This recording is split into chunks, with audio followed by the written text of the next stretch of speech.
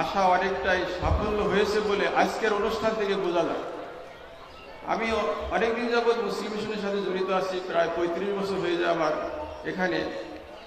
তাই যে সকল শিক্ষার্থীরা তোমরা আজকে আসছো, তোমাদের এরকম বড় হবা এই আশাটা নিয়েই মৌলভী মশিউর রহমান সহ যারা তৎকালীন ফরিদপুরের মান্যগণ্য ব্যক্তিরা মুসলিম মিশন প্রতিষ্ঠা করেছিল, তারা যদি আজকে বেঁচে থাকতেন তারা হয়তো অত্যন্ত খুশি হতো।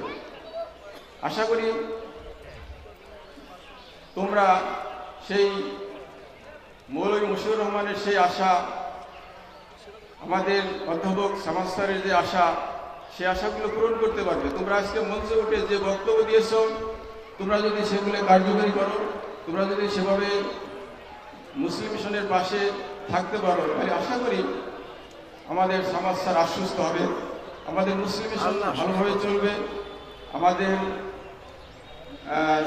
সমাজটা এতিম অসহায়রা আর কষ্ট পাবে না। তোমরা সকলেই ভালো থাকো, উত্তরোত্তর আরও তোমাদের উন্নতি হোক, দুনিয়া আখিরাত উভয়কালেই তোমরা সফলতা অর্জন করো, আর আমাদের জন্য দোয়া করবে, এই আশাবাদ ব্যক্ত করে আমি আমার বক্তব্য শেষ করছি। আসসালামু আলাইকুম।